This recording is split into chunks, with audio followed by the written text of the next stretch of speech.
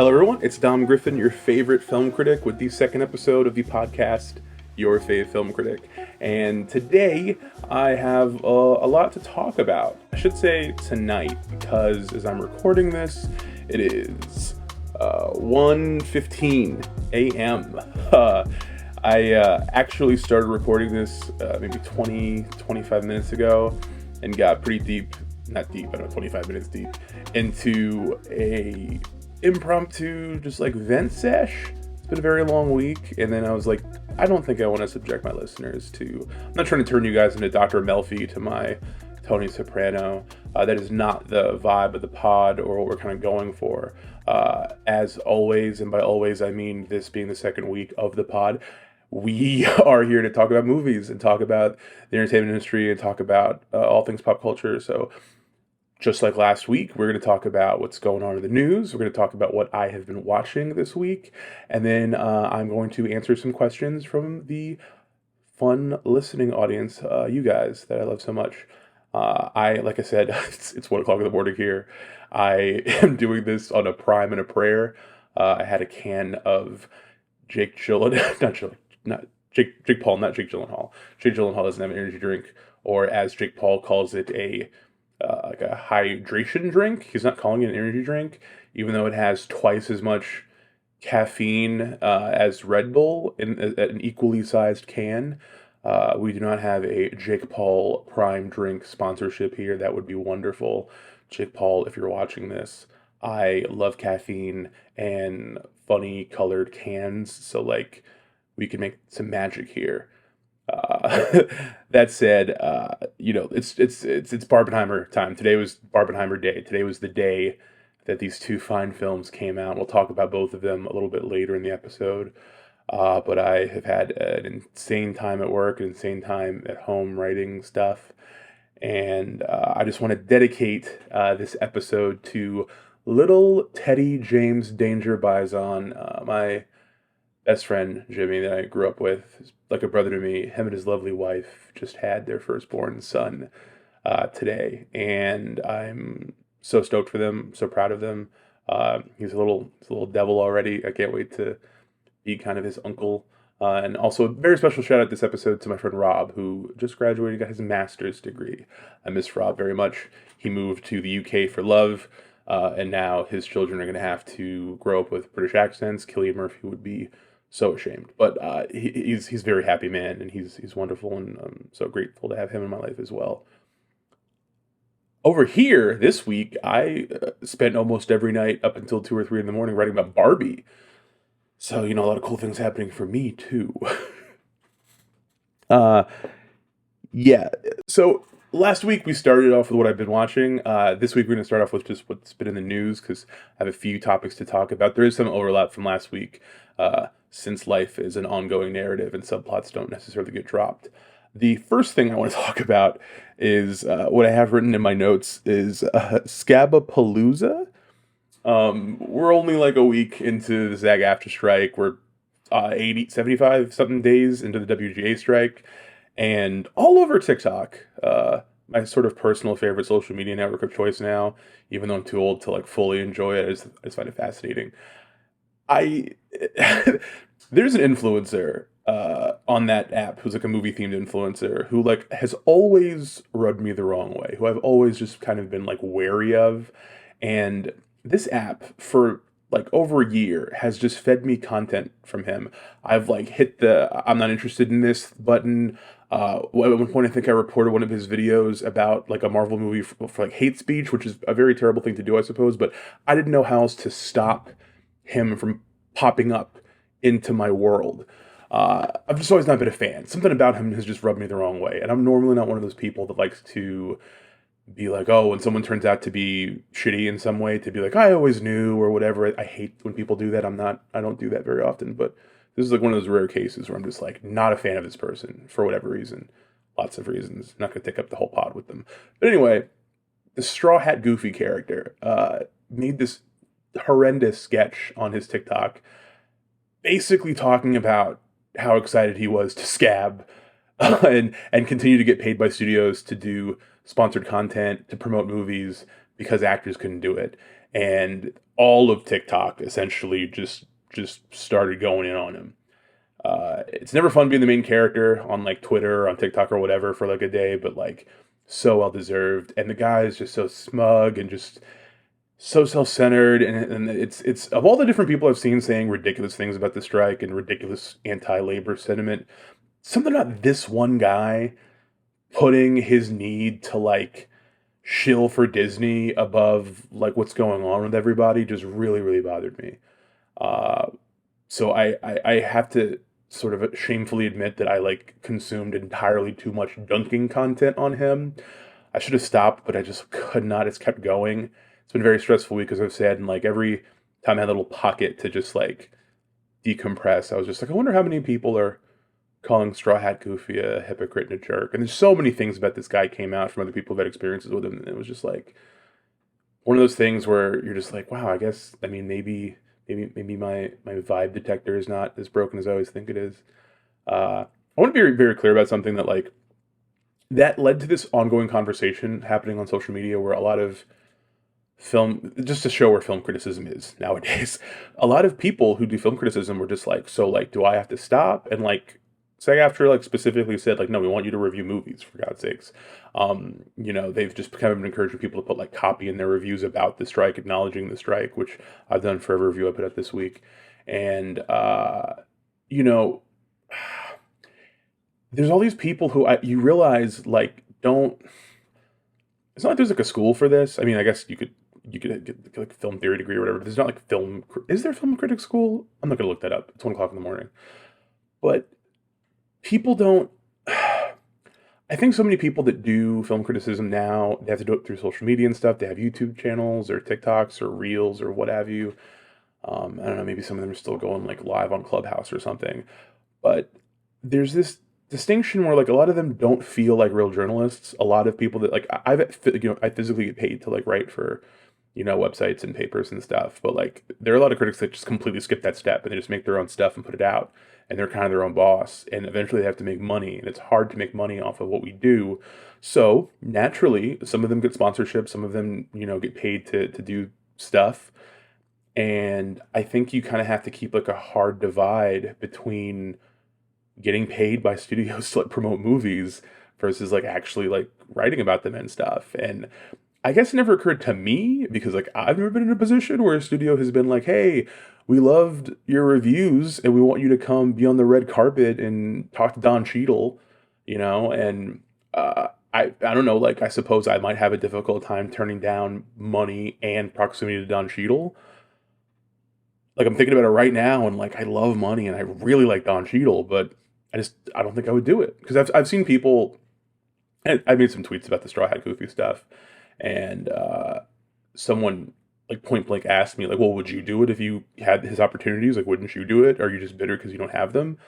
And like, oh, I'm like for sure bitter. I'm bitter about a lot of stuff in the world, but I have been doing some self-reflection this week, and I firmly believe that if someone from Disney came to me and was like, we want you to be at the Marvels premiere or something, we want you to do this or do that to promote our stuff, I don't think I'd take it. I just think it would be so distasteful. And it's not purely from the perspective of like, I don't want to get blacklisted by the guilds in the future if I ever am able to transition out of content creation or whatever to like actually making films. But it's not that. It's more just like, it's fucking gross.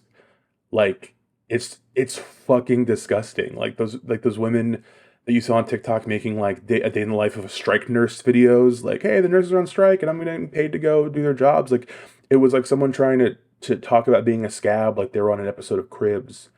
And it just fucking disgusted me. Like it made me sick to my stomach. So I guess I just fundamentally can't comprehend or process the alternative perspective of being like, well, this has nothing to do with me. I just want to keep getting money from these rich people that don't want to pay the people to make the things I say I like so much. Last thing I think I'll really say about that guy for this pod before this like just takes over the entire episode is I saw a TikTok where someone was talking about how he hated Sorry to Bother You. And like I didn't like Sorry to Bother You either. A lot of my friends were always surprised that I wasn't a fan of that movie very much. Boots Riley has what I consider to be, I guess, good politics, but like I don't find him to be a very good filmmaker. I have not watched I'm a Virgo yet. Amazon sent me the whole show like a few weeks early, and like I did not have the time to watch it. I will at some point probably, but my issues with Sorry to Bother You. My issues with Sorry to Bother You, like I think it's just a shitty movie. Even if I politically agree with it or I ideologically vibe with it, I just didn't like it. I think that guy fundamentally could not stand watching a movie that was like, scabs are bad before he ever even found himself in the position to be one. And I think that's really telling and unfortunate and weird. And I hope maybe in the coming weeks and months I just like don't see his face anymore and that he's been like sufficiently shamed, but he seems to just be posting through it like most people do, so alas. The other thing that I've noticed about strike stuff that's been going on is like Deadline, Hollywood Reporter, Variety, all those outlets are obviously very like management oriented. As my very, very, very smart friend John Point put to me, yeah, it's crazy that the publications who survive on ad revenue and ads from these studios are like siding with them. And I was like, yeah, you're right. That's kind of the game. But anyway, just every other day, there's a new article where like an actor, someone says something in the press that's like very simple and very, very obviously like supporting the action, and then they'll just put up a headline that's just so brazenly misleading about what they said and like strongly mischaracterizing it and stuff, and it's just been very like it's been very disheartening. Also disheartening is I'm sure some of you guys have seen the Tom Cruise stuff. Uh, as everyone that knows me knows, I'm a huge Tom Cruise fan. Uh, I, Not that everyone in my life agrees with me, but I personally and firmly believe that everyone should be allowed one problematic fave. Just one like non-murderer, non-rapist problematic fave if you can have it. And I mine's Tom Cruise. Like I'm a huge Tom Cruise fan. I know everyone hates the rebrand of him as being Mr. Movies or President Hollywood or the cinema savior and all that stuff, but like I love his work. I love his movies. I genuinely admire his dedication to like my favorite thing in the world. Obviously, there are two wolves inside of all of us. One of them loves Mission Impossible, and the other one hates Scientology. So, like, it's difficult, but I feel like it's weird that the first time my dedication was really really shaken this year was seeing that he was trying to get SAG-AFTRA to create like waivers for people to keep promoting their movies that are already out. And to most people, I feel like it looks like him just trying to save Mission Impossible because it appears to be underperforming.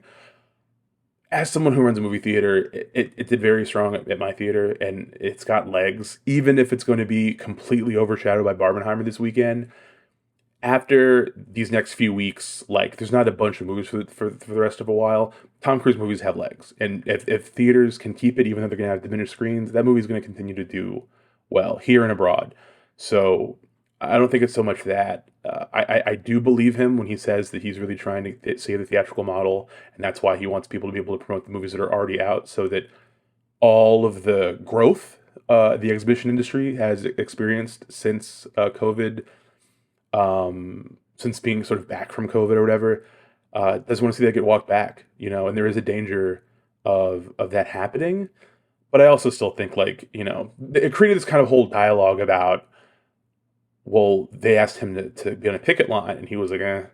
And people were like, this fucker doesn't even want to be on a picket line, and like, to me, it's cowardly. I would love to see him like do a motorcycle stunt with the picketers or something. But I think the flip side of that also was like, if Tom Cruise was on the picket line, every news story about it would be like, these fucking multimillionaires were asking for more money. All the naysayers are just hyper fixated on that. They say that about actors where you're like, fucking Mandy Moore is not rich, guys. When's the last time you streamed any of her songs? Be real. Be fucking for real. So I don't know. It's complex, I suppose, but I also just kind of wish that Tom Cruise could more meaningfully and publicly support the strike. You know what I mean? I feel like what I really feel like is like when all that stuff was going down in like the summer of 2020 and people were like, where's Beyonce? What's Beyonce doing? And the Beehive was just like, you don't know that she's not giving millions of her dollars to mutual aid for people and stuff. And like maybe she was, or probably she was, I don't know. I feel like, oh fuck, am I like the Beehive for Tom Cruise now? That I'm just like, no, my short king is behind the scenes making moves and changing things. And I just realized, like, no, I'm genuinely disappointed. Even though the way that entire story was framed was once again skewed by Variety, THR, Deadline, whatever. It's a little sad, dog. It's like it's kind of heartbreaking.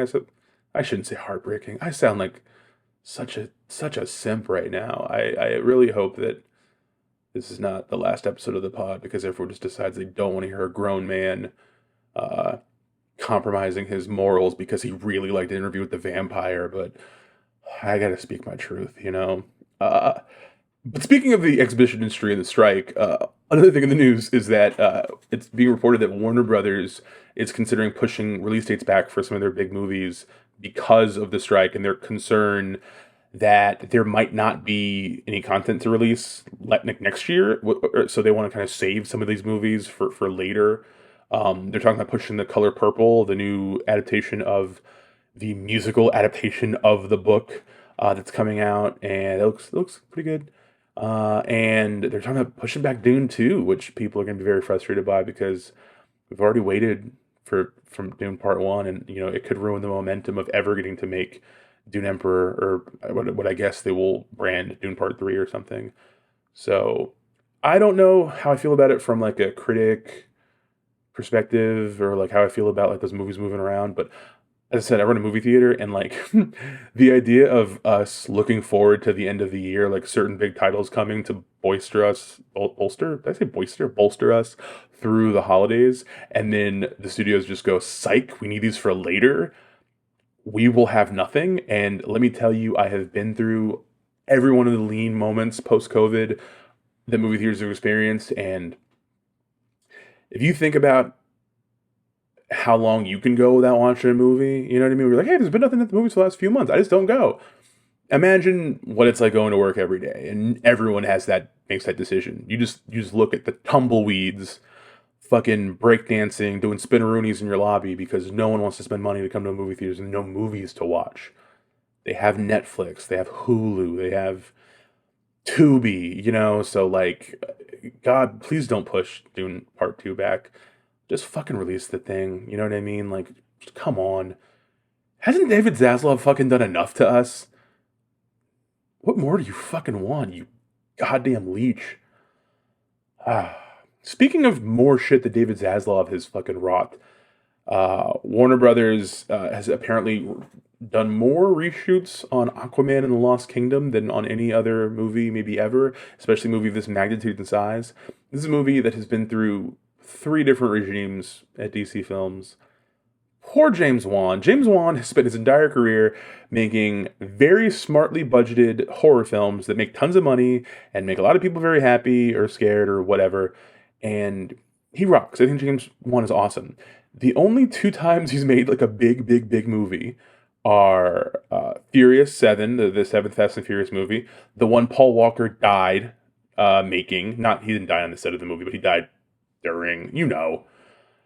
And the first Aquaman, which is actually like the most successful like DC superhero movie like basically ever, like bar Batman or whatever.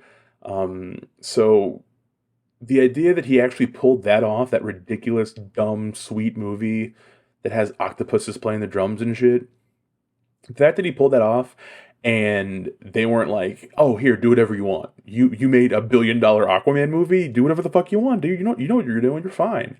No, they've just been tinkering and making him reshoot Batman cameos and all sorts of nonsense. And at this point, the brand is so fucked. Everyone knows that this movie's meaningless. You know what I mean? Like the whole Flash disaster thing. It's like nobody really is going to care about Aquaman. You may as well just release whatever James Wan wanted to actually do. Why not? You know. But what a fucking mess. All I know is that if Aquaman 2 sucks, which it very likely might from all the tinkering, James Wan is going to bounce back with like an $8 million banger. Maybe a Malignant sequel or something. Definitely could use some more of that, you know, but I really truly, not that I'm like fucking that invested in the future of DC movies or whatever, but I really truly hope that like the Gunn regime or whatever actually gets to make movies where they just make the movies. They just do what they want to do, and they take chances and risks, and they let the chips fall where they may. And they don't just make people sit through test screening after. I mean, every studio, whenever there's that much money involved, you have to do that. I get on some level, but not to this degree. It has functionally been proven to not work like fucking 6 times in a row or whatever. Like, come on, guys, enough is enough. It's got to change. Something's got to give. I think that is actually all I have to say for the news section of today's episode. What have I been watching this week? So I want to talk about a show that I started watching, but I also wanted to point out that like I had this really sick little spot in my schedule yesterday, Wednesday night, where I thought, hey man, once I hit this deadline, I finish this article, I don't have anything to do. And like I could maybe, I just made a list of stuff I could watch. I was like, all right, I'm gonna have 6.5 hours to myself, basically, if I stay up till this point, and I don't have to get up until this point. I could watch potentially like 4 movies. And I don't know, when I was a kid, I grew up in Northern Virginia, but when I was like a teenager, when I was like 15, 16, I lived in Loudoun County. I went to the same school district that like Patton Oswalt did. We had a couple of the same teachers. And I went to this Regal that was like across from like a mall, not too far from where I lived, a little bit far from where I lived. And I would consistently and regularly have my mom just drop me off at this theater. I would get up early and I would call to get the show times, and I would mark the run times for every movie, and I would make a little diagram of like, all right, what's the way I can maximally fit in all the movies I want to watch in one day. And she gave me some money, tickets were cheaper back then, and she just leave me there. And I would just watch movies all day. And this Regal that I went to had a really cool mix of like mainstream movies and art house stuff. One of my most like indelible memories as a teenage cinephile was trying to go see Sin City with a bunch of my friends, and I was the only one that didn't have like a ID or like a driver's license. I couldn't drive. I still can't drive. To prove that I was 17 to be able to get the R-rated Sin City, and they all went to watch Sin City, and then I went by myself to watch Woody Allen's film Melinda and Melinda with Will Ferrell and Chiwetel Ejiofor, one of the only times a black man has a prominent speaking role in a Woody Allen film. That was my teenage years. But anyway, that's been ingrained in me my whole life. I love, if there's a space of time and I don't have anything else to do, and I'm so inclined, if I can fit in tons of movies, I enjoy doing that more than I do binge watching a show. I love, because like, you can watch 4 movies, you can spend like 8 or 9 hours or whatever, and you get to visit multiple different worlds, versus like if you're binging a show and you're just following the same people for hours upon hours. So it's one of my favorite things. I made a little map of like, I kind of want to watch this. Ooh, and I can watch this and this and this. And I made a really cool little like double feature for myself after the first 2 things. And the article that I was writing took a fucking forever, because I don't know if there are people I know who freelance, and like that's all they do. They freelance a lot at a lot of different publications, and they hustle, and they're amazing. And I wish I had their real grind and like verve. I don't really fully have it to do it only. So I have this day job. And when you have to tell people like, I'm so burnt out, I worked such and such hours, da, da, da, and then I had to come home and write about a movie, and they're like, oh, really fucking hard, champ, you know. They must be giving you the easy work cupcake, that type of thing. And it's like, not to say that writing is like physically hard or whatever, but like it's very brain taxing. And sometimes writing very simple things feels like pulling fucking teeth out of your head. And this beautiful moment I had Wednesday where I thought, I'm going to finish writing about this fucking movie, and then I'm going to just relax. And I'm going to watch this movie and watch that movie. It's going to be so fucking rad. And then I'm talking about the podcast this weekend. It's going to be so fun. And then just stuff kept happening at work that I had to keep being informed about and kind of dealing with from home, and some crises. Had to put out a lot of fires this week, all in preparation for the almighty Barbenheimer. And I didn't finish that fucking article until way late. And I didn't get to watch like half this 3 of the things I really wanted to watch. And that really sucked. I did watch one movie from my plan. And I'm going to talk about that movie last. But I should also probably just get out of the way that I did see Barbie, and I did see Oppenheimer, and I watched another movie this week. I saw They Clone Tyrone this past weekend, and my review of that should be out next week in the new issue of the Baltimore Beat before they go on a brief summer hiatus. And it's on Netflix now.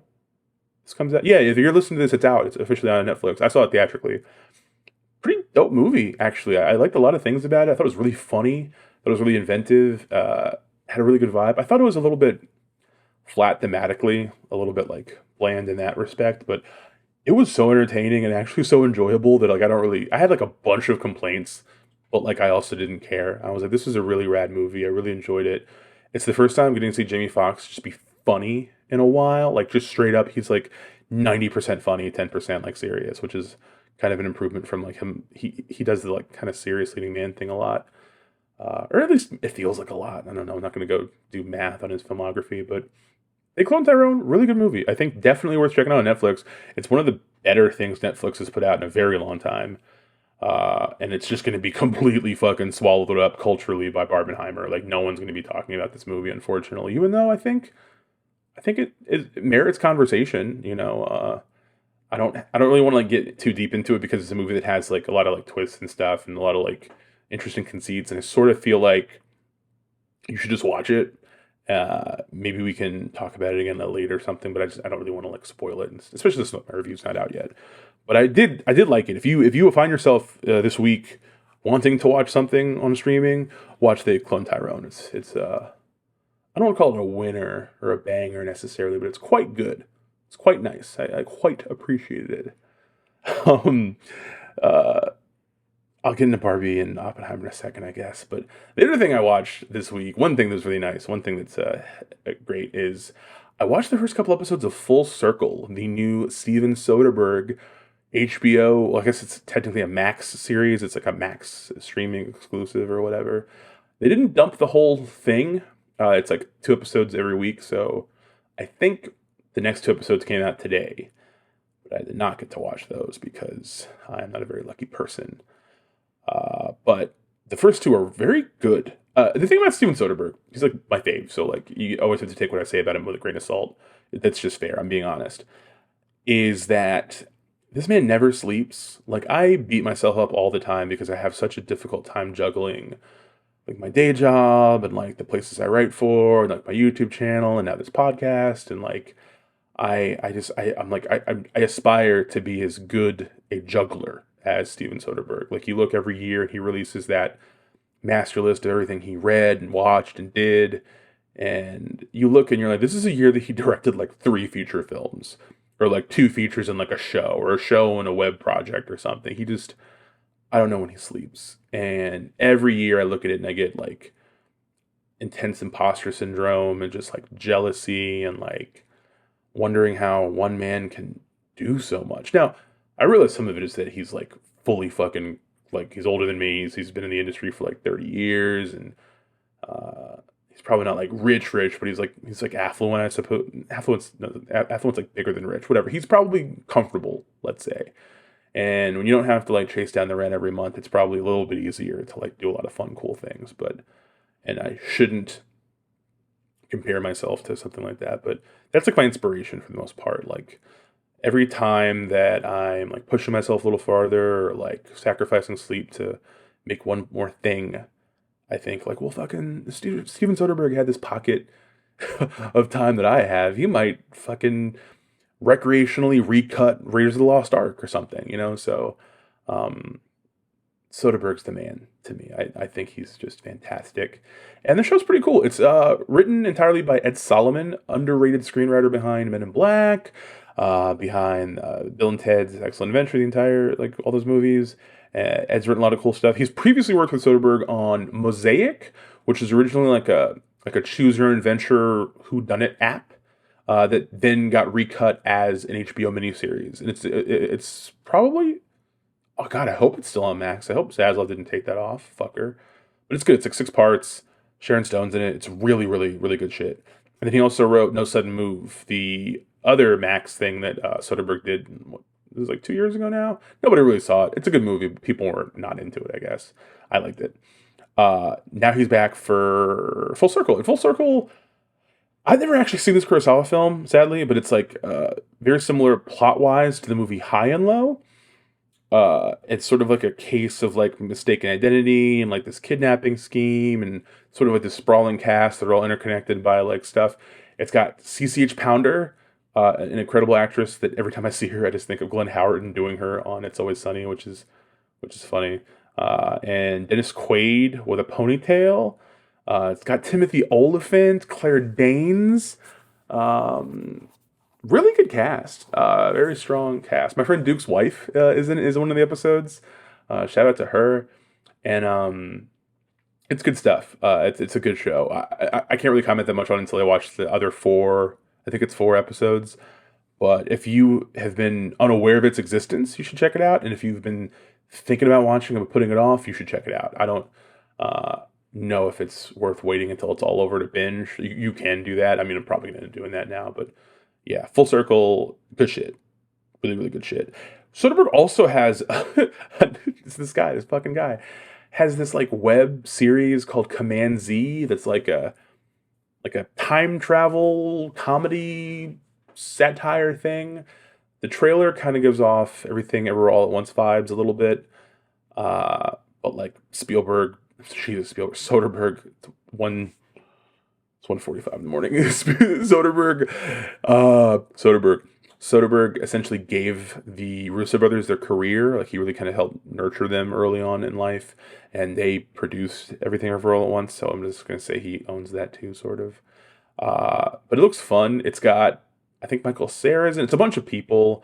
Liev Schreiber, fucking Stavi from Cumtown, is formerly of Cumtown, is in it. It looks fun. It looks like an interesting show. Definitely can't wait to watch it. It's like 8 or 9 episodes or something, but they're all very short, so the whole thing is like 90 minutes, so it's essentially like watching a short movie. Probably going to talk about that next week if I can find time this week to watch it, because I'm very, very excited for it. But we gotta move on a little bit, and we gotta talk about Barbenheimer. So I saw Barbie Monday night. I worked late Sunday. I didn't sleep much. Then I got up and went to work Monday. And then I left work Monday to go watch Barbie. And it was a really good experience. I had a good time. I went with the bestie, Cody. We went to go check out Barbie together. The both of our theaters are kind of both playing the movie. And we were having like a sort of a playful rivalry about which theater would have the higher Barbie gross. And as of today, he's winning. So I might just give up entirely. I'm only competitive in spirit. But we went to see Barbie, and really good movie. Here's the thing. People, I say this in my Oppenheimer review. If you haven't seen that yet, please check that out on the channel. But I'm going to repeat it here because it's germane to the conversation. People keep talking about doing Barbenheimer double features, and everyone that talks about it is like, yeah, you see Oppenheimer first, like early in the afternoon since it's long, and because it's so heavy and stuff. And then you go and like go to happy hour, and then you go to see Barbie because Barbie's like dessert. It's like you can blow off steam. And I just want to say, like, that is not what those two fucking movies are like. I understand the meme and how it became a thing, and I understand that people think that one movie is like this big, depressing, dark, complex, layered thing that they have to process and deal with, and the other one's like this fun, bubbly, effervescent, like escapism. Again, that is not how these two fucking, it's just not true. I mean, you can have a lot of fun with Barbie, and if you're going with all your friends, everyone's dressed up in pink and all that stuff, you're gonna have a blast, I think, for sure. I saw a thing today that was saying that like women were seeing each other at the Barbie shows today, all wearing pink, and they were all calling each other Barbie the way that Barbies in the movie do, and I think that's rad. And like, that's probably something like some kind of gender euphoria that I'm not going to be able to experience with this movie, even though I really, really, really liked it. So that's there. Obviously, it's a huge component of it. I'm not going to say anything bad about Barbie here, but I think people who think it's just going to be this like short, fun, whatever. I feel like when Barbie was over, me and Cody looked at each other and we both liked it. We liked the end and stuff, but I had this feeling that I was like, I have to process this movie. There's a lot I have to think about all the ideas and how they congeal together. And I've been thinking about the movie all week, and I'd love to find time to see it again. I'm sure on a second viewing I'll have more concrete feelings about it. But yeah, it was not a movie that I would have wanted to watch a movie right afterwards. That would have been fucking awful. Instead, I just came home and was up till 2 o'clock in the morning writing about it. But then the next day, I had a bunch of other stuff to do the entire day. It was a very busy day. But then I ended up going to see Oppenheimer in 70 millimeter at the AMC at Tyson's Corner in Northern Virginia. If you know, you know.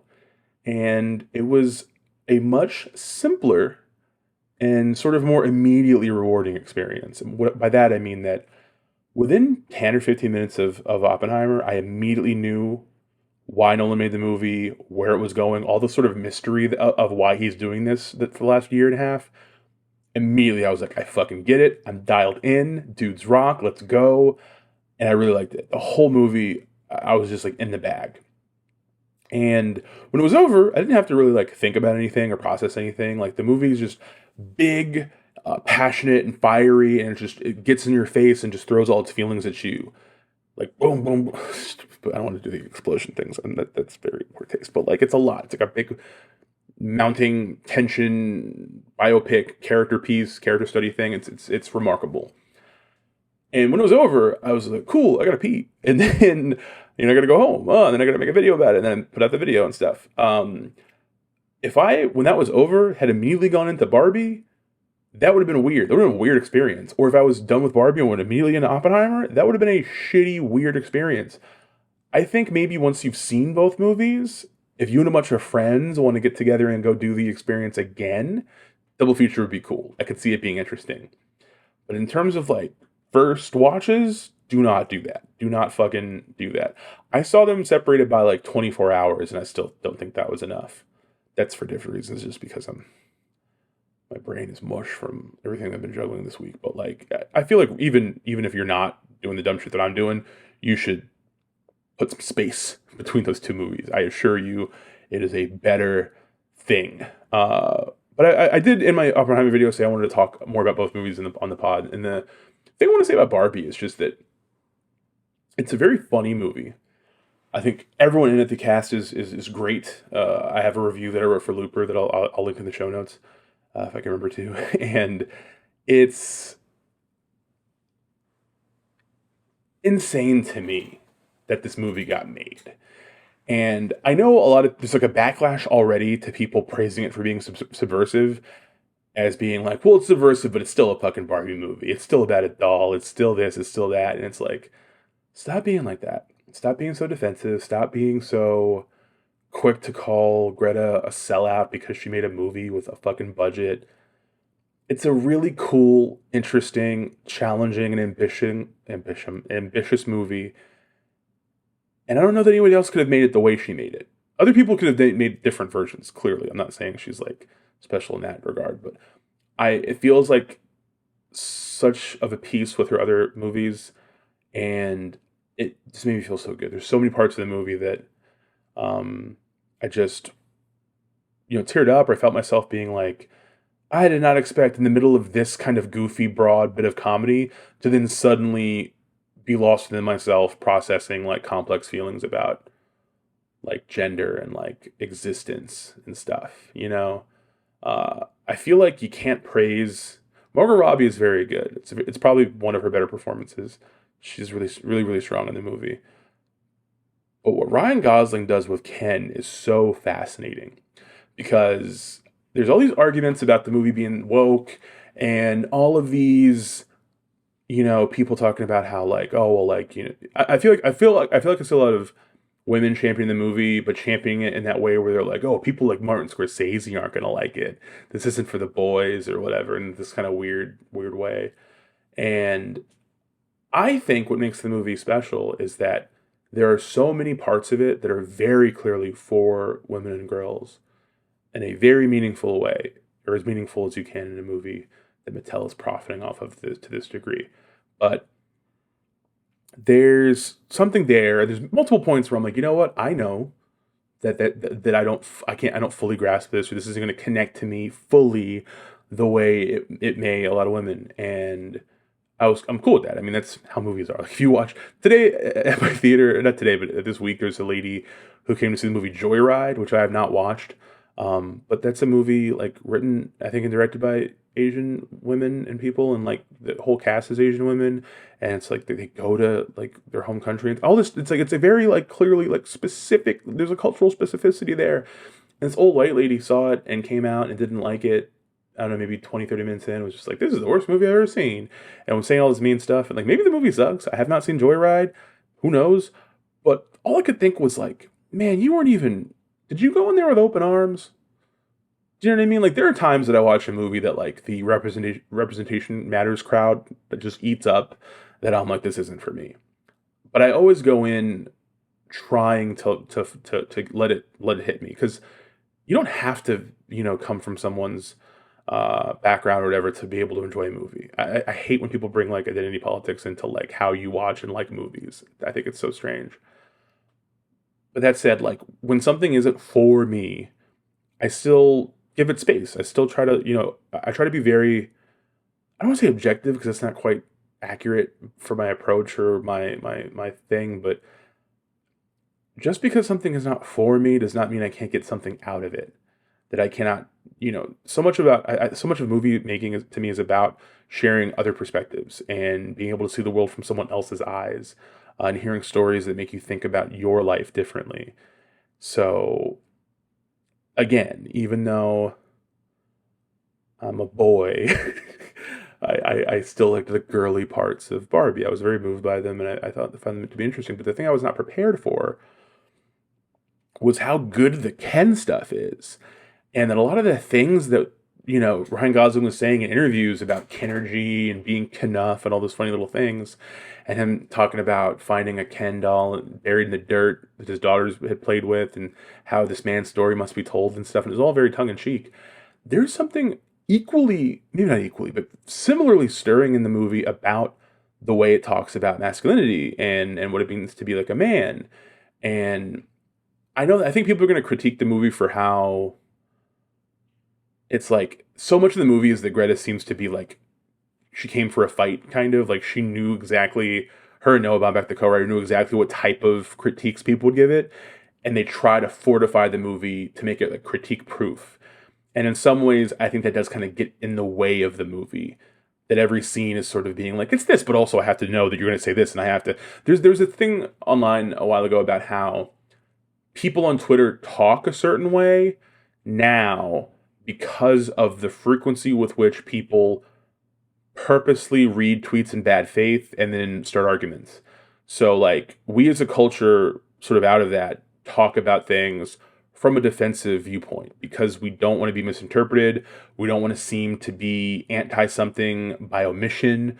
So we kind of like couch everything we say, like all this equivocation of kind of being like, I'm going to share an opinion. But instead of sharing an opinion, I'm like, and just so you know, before I say this, I hope you know that I don't think this and this and this and like you have to pre-clarify all this stuff. You have to pre-make it safe and shit, and that's not when someone does that in a movie. This is like maybe the first movie I can really think of that does that this heavily in a way where it's like such a core part of the narrative. It's a little bit sad, I suppose, and that stuff, some of the gender war stuff in the movie feels a little bit flat to think a lot of people, and maybe feels a little bit too like obvious. And I've seen people even call it basic, which is like, God, it's kind of a weird word to throw at a movie this rich and layered and considered, but whatever. But the stuff with Ken and the other Kens and the boys and stuff, I don't know how everyone else feels, but it feels as if Ryan Gosling has seen all of the Sigma grind set He's Literally Me memes about Driver and his character from Place Beyond the Pines and just everything else he's done, and seeing the way all these like isolated, loner, sad, young letterboxd using men see him as like this figure that like understands them, and their inherent loneliness and stuff, even though like it's Ryan Gosling and he's hot and he's a Chad and he's fucking married to Eva Mendes and stuff. It feels as if he absorbed all of that like a fucking spirit bomb and put it into this remarkable little portrayal of a himbo, like a true himbo, like a guy who's really truly just a giant fucking idiot puppy dog, and almost turns Ken into like the villain for part of the movie, for real. but still makes him like, I mean, maybe it's wrong, or it's going to come off sexist to even be centering Ken in the Barbie movie. But I just want to say that the performance meant a lot to me personally, and there's all these really perfect little Ryan Gosling moments where, even though he does such great physical comedy and this broad comedy, and he's so funny, there's these little moments where he just like looks at Barbie, or where you can see that he feels jealousy, or that he has no like self-worth or self-identity, and all these things about like the way the movie captures how difficult it is to be a woman in society. It's not a movie that says being a man is easy. It says that all the same things that make being a woman terrible are also essentially to blame for a lot of things that make being a man suck. It's about how masculinity is a prison and stuff. So that stuff was really rad. I really like that stuff. It's the stuff I'm the most excited to revisit when I rewatch the movie. And when it was over, I was like, fuck, I need to see more Ryan Gosling. Like, I love this man. I've seen all of his like good movies. There's a handful of movies of his I haven't seen. I'm going to try to kind of work through over the next couple of months. But the one that I put into my little planned but failed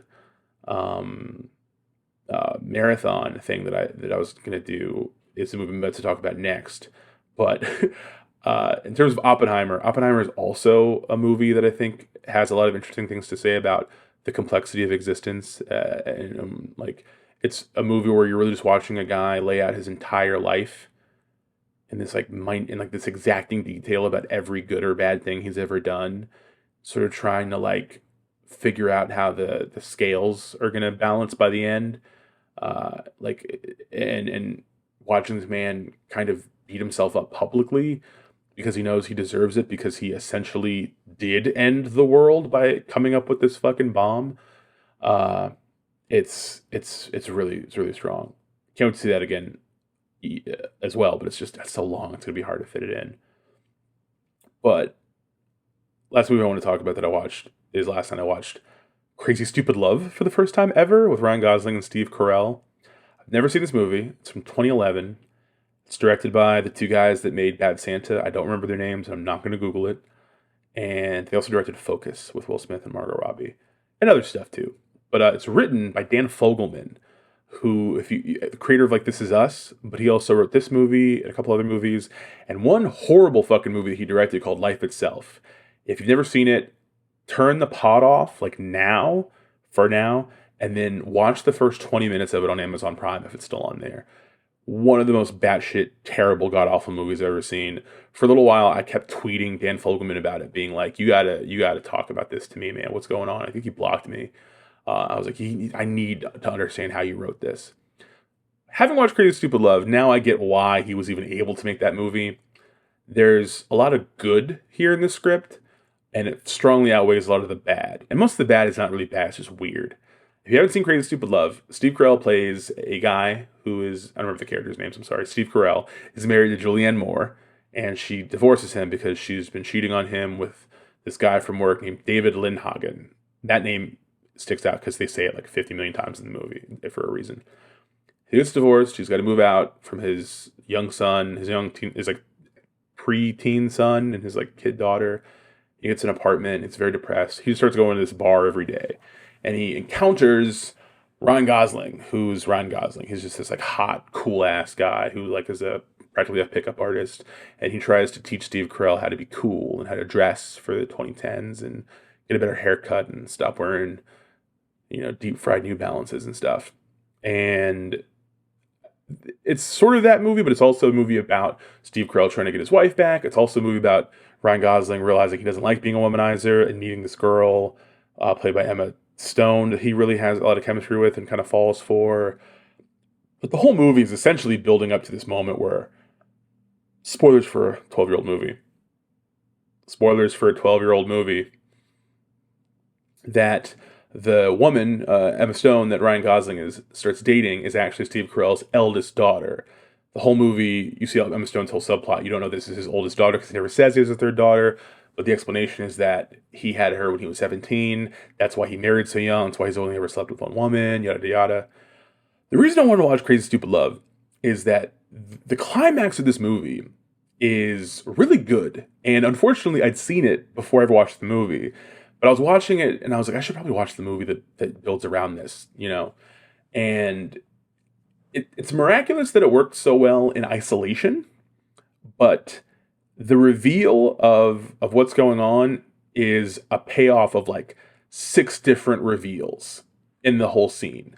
There's this nesting doll thing of unrequited crushes where Steve Carell's like 13-year-old son is in love with his 17-year-old babysitter. She has a crush on Steve Carell. Steve Carell's trying to get his wife back. His wife wants him to get her back. His 13-year-old son's teacher is the first woman that Steve Carell sleeps with on his ladies' man journey. And then the 17-year-old, there's a lot of weird shit here, I'm very sorry, but the 17-year-old girl plans to send nudes, like physical ones, in an envelope, because this is like before like Snapchat or whatever, to Steve Carell. And then her father, the Zodiac killer from Zodiac, finds it and then tries to kill Carell as Carell's trying to kill Gosling for dating his daughter that Gosling didn't know was his daughter. And it's this big, like mounting, chaotic, like crazy kind of climactic scene. And in the middle of it, Kevin Bacon walks up and he tells Julianne Moore, like, hey, you left your sweater in my car. And everyone stops for a second, like, who the fuck are you? And he's like, oh, I'm David Lindhagen. And then the whole movie, everyone in the movie knows that Steve Carell's been cheated on by this guy, David Lindhagen. There's a bit where he talks about cuckoldry and says that's a word people don't use anymore, very much anymore, cuckold, because in 2011 he was right. He's so very wrong now. But Ryan Gosling immediately takes off his ring and goes over to punch the guy in the face, and it's everything about this scene is so great to me. I kept seeing it clipped on TikTok and stuff, and I've seen it in like viral reels, whatever, where people just isolate this part of the scene and then put a song over it or whatever, or filter. And I thought the whole movie that you didn't meet David Lindhagen until this scene, and that it was Kevin Bacon. And I thought, this is the greatest climax of any movie as far as I'm concerned. That's so cool to tease this fucking guy that everybody hates this whole movie, and then Kevin Bacon shows up. Now that I've watched the movie, Kevin Bacon's like in the whole movie. He has like multiple scenes. So it's not like an audience surprise. It's like a them surprise, if that makes sense. So this is one of those rare instances where I think that actually watching the movie made the scene less special for me, which is kind of funny, I suppose. But the main thing I want to talk about from the movie, really, I'm kind of rambling. We gotta get to the question section soon. Is that there's a lot of things in the movie that don't really work for me. Like the movie sort of like ends at this like 8th grade graduation. Steve Carell's son is giving this speech about how love is bad, and then he gets up and is like, I'm still gonna fight for my wife. It's super fucking weird, and I don't like it. The climax is like the peak of the thing. But there's this really great scene. Not great, but there's a scene when you first see Ryan Gosling just looking at Steve Carell's character, and you're wondering why this takes pity on him.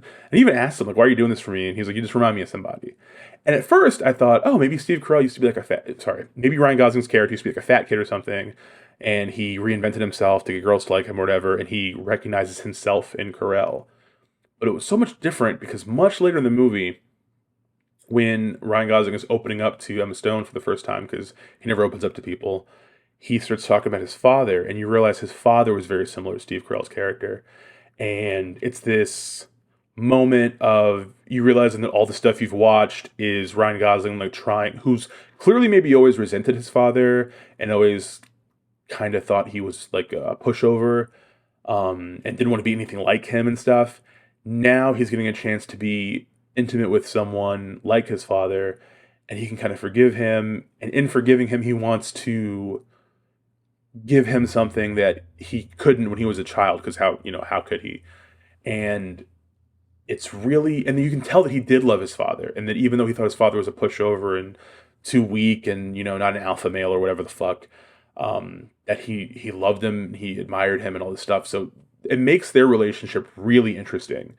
And I remember thinking, like, I kind of wish the movie just focused on this more. I didn't really care if Steve Carell got his wife back. I didn't care about any of the weird, creepy shit with the teenage, all that stuff. I didn't care about that. Or the stuff with Ryan Gosling and Emma Stone, for that matter. It just feels like it's from, like, a rom-com that I've already seen and probably have. But the stuff with Carell and Gosling, really fascinating. And it really touched me. I'm such a sucker for father-son stuff, close friend stuff, just stuff about men relating with one another and the way that we explore intersections that are not easy to explore in real life, that you can't just very comfortably talk about necessarily, or you can with certain enlightened people, but it's not always an option. and I found it so really good stuff. Do you know what I mean? Like there's just there's a scene when they're still kind of beefing after him finding out that he's like dating his daughter, and Gosling is kind of telling him like, you know, you're a good dad, like you're a really good father, because he knows his daughter, and he knows the kids and stuff, and the wife and everything, and he just sees this other side of him. And I just thought it was like really powerful, which is weird for like a 2011 like rom-com or whatever the fuck, but that stuff, it just kind of goes to show like Ryan Gosling does that like in everything. You know what I mean? Even in something like this, I think he just has the power to like bring something so real and honest and true, and I just love that, man. I love it. I love Gos. Oh, what a movie. There's a couple of scenes in it that really just feel like retreads from 4-year-old Virgin, and it's just funny that they let them do that. And nobody called that out. It was only 6 years later. I don't remember 2011 very well. I certainly don't fucking remember this movie or conversations around it, but it's like the kind of movie a lot of people really dig, you know? All right, guys, we're going to get in the final stretch here. We don't have quite as many questions as we did in the first episode, but we have a couple of really good ones, and we're going to end on them. The first question is from one of my best friends in the whole world, Kyle. Love Kyle so much. Such a king. You're in the Criterion closet and you get 4 picks. What are they? I'm not like a physical media collector guy. Kyle is an insane collector. He owns so many fucking movies. And I really miss, before sobriety, going to his apartment to watch movies on Laserdisc, and just drink White Russians, and some of the best times of my life. If I was in the Criterion closet and I got to do my own little bit, rooting around in there, I'm going to cheat a little bit, and I think the first thing I would pick would be that Wong Kar-wai box set, because I can't pick one of those movies. Like, I love Wong Kar-wai. His whole filmography is dope. Yes, even my Blueberry Nights, even though I don't think that's in the Criterion collection, it rules. Armageddon's going in there. Technically, that's in the Criterion collection. That commentary is so fucking funny. And I just love Armageddon, too. It's like a great movie. It's not even like an ironic thing. I think Armageddon rules. Noah Baumbach's Kicking and Screaming, his like actual feature film debut, even though I feel like a lot of people think his first movie was Squid and the Whale. He made a bunch of movies before then.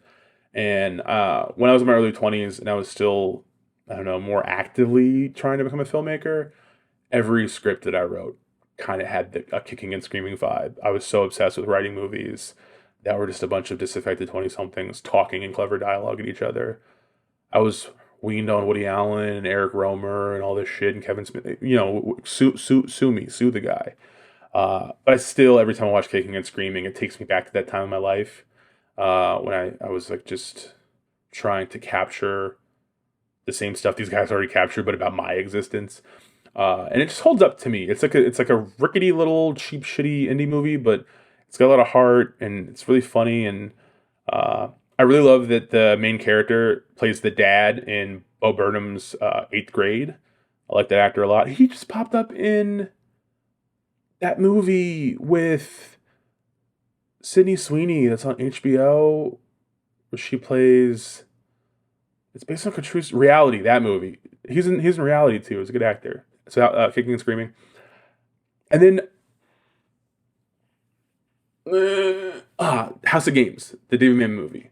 David Mamet's directorial debut. It's one of my favorite crime thrillers. It's such a tightly coiled movie. Really strong performances from Lindsay Krause, Mamet's then wife, and Joe Mantegna. Killer movie if you've never seen it.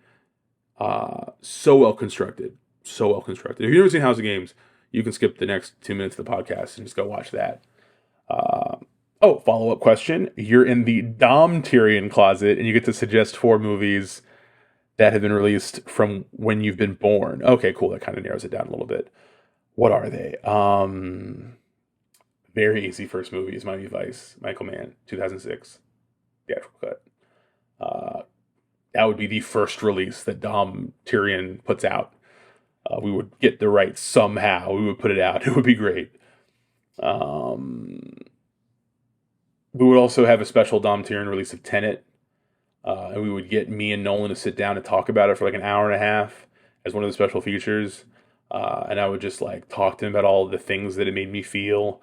and he would be startled and bothered that anyone actually felt anything about this movie, since everyone else seems to just like want to pick it apart like a math problem. And Tenet fucking rules. It's so fucking good. I'm so sick of people thinking it's not. You just gotta watch it like 6 or 7 times, man. That's when it gets good. I sent the guy who's like, just keep reading One Piece until you die, and then it'll be great. What else? Oh, Popstar, Never Stop, Never Stopping. Maybe the greatest comedy made in the last 20 years. I love watching it. I feel like I'm almost due for my like annual rewatch. I try to watch it once a year and save it for like a really bad day to cheer me up. We haven't gotten there yet, but I love that movie, and I think everyone needs to just like it should be like a comedy classic. Like, you know, we don't have like comedy classics anymore. The movies that people consider to be great movies that are funny. Like people don't. This is like our Spinal Tap or something. You know, it's like it's so great. 1, 2, 3. Oh, I got one more. You've Got Mail, the Nora Ephron joint. You've Got Mail is one of my favorite comfort movies, one of my favorite chicken soup movies, and I just want to see it treated like the classic that it is. It's an amazing movie. It's Nora Ephron's best, I think. Tom Hanks's best, maybe. Meg Ryan's. I think these. I mean, Greg Kinnear is so fucking funny in this movie. Everyone should see You've Got Mail if you've never seen You've Got Mail. You've Got Mail rules. Get You've Got Mail pilled. You'll love it. Thanks, Kyle. Next question. At Saxophone Girl Forever asks, what's the best freestyle Coke machine order? I talked about freestyle Coke machines last episode and just theatrical eating, drinking stuff in general. What I do whenever I go to the freestyle Coke machine, I don't like to drink soda very often unless I'm at a freestyle Coke machine. So what I do, this is not going to be something anyone else wants to do, it's going to sound gross to everybody, I think, is I like to mix vanilla root beer, like sugar-free or whatever, with like vanilla flavored cream soda, and then I'll like drink like the top part of the cup, or maybe like the top third of the cup, and then I'll top it off with water. So I'm essentially watering the soda down. So the entire thing tastes like when you're out of soda and your ice is soda melded and then you put water on top of it. I don't know why, but I like that. Mostly because I just don't want to drink a giant thing of all soda. I feel bad about it. And at some point, once the movie's going, I'm going to want water. So I just do that. It's a weird thing. Now that I've said it out loud, I feel gross. Please don't judge me. Or do, whatever. At D_T, bunch of underscores. Hi, Dom. Who is your favorite Samoa non-wrestling? I gotta be honest. If you asked me to name like 10 Samoans, they would all be wrestlers, and they would all but one of them be related to each other. They would just be the entire Inoue family tree. I would just be like, Yokozuna, Umaga, Rosie. But no, I'm not going to do that because you told me not to. And I'm respecting that. Jason Momoa? Is Jason Momoa Samoan? When I saw this question, I Googled like Samoan actors because I figured it would have to be an actor. And I saw KJ Appa from Riverdale. I guess he's like half Samoan. And that fact just threw me for a loop that I didn't want to do any further research. I'm just going to say Jason Momoa. He's hot. He's funny. He's cool. Like, what else, what else do you need? One last question to end the pod. My friend Futura is back with another question. Now that Cillian Murphy's gotten this role of a certain size, this comment was left on the review of Oppenheimer. I was going to respond to the comment, then I was like, nope, just going to do it to the pod. What misguided movie adaptation do you think it would be best to slot him into as the one human among cartoon animals role? I actually racked my brain about this one, and what I came up with was, I know people have done this multiple times, but I would love to do a grown-up Christopher Robin with the cast of Winnie the Pooh movie, and I guess now you can do that because it's in the public domain, sort of. I just love the idea of, like, this part you couldn't do because it's not the public domain, but using, like, the fluffy Disney versions of the Winnie the Pooh characters, and, like, they're just kind of fluffy, effervescent goodliness, and then just Cillian Murphy's emaciated face, all grown up, talking to Winnie the Pooh, and Winnie the Pooh just being like, oh, Christopher Robin, what's wrong? And then him just being, like, just hollowed out, and just, like, he's seen so much horrible stuff, trying to relate to these cute, cuddly animals he was friends with when he was a child. I could probably work out a lot of stuff right in that movie. But also I think it'd just be really funny imagery, because, like, Pooh is so, like, I'm doing this with my hands in the video version. You can't hear this if you're listening to the audio version, like just like the puffy bear face. And then Cillian Murphy's just like, everything's just like sucked in. And so much of what makes Oppenheimer good is just looking at that dude's face super big. So we would do that too. We would shoot it in IMAX. We would shoot the Christopher Robin movie in 65 millimeter for the best resolution and fidelity possible. Well, that does it for us this week, I think. I think we've talked about enough stuff. Thank you guys for listening, obviously, and watching, if you're watching this on the YouTube channel. If you're watching this on the YouTube channel, if you like this, give it a thumbs up. If you love it, subscribe. Hit the little bell icon so you get notifications when I put out new videos. We got another new video going up next week before the next episode of the pod. If all things goes well, I've been working this video for weeks. And if you are not, if you're listening to this wherever podcasts are heard, drop your boy a review on one of those platforms. Share it to your friends. Subscribe to pods. I'm still kind of learning the whole pod stuff. Please don't make fun of me. But yeah, share it around. Tell people about it. Talk about how cool I am and how funny I am and how every episode features at least one moment where it sounds like I might cry talking about a fictional character. People are into that shit. So I want to say thank you all for listening and watching and supporting and everything. Like, again, I put a lot of work and time into this whole thing, and I'm glad people like it. I'm glad people consume it. I'm glad people listen, and I'm glad they now get to participate more, which is really cool to me. So I love you guys so much. It is so late. I am so tired. I still have to edit this together, sort of.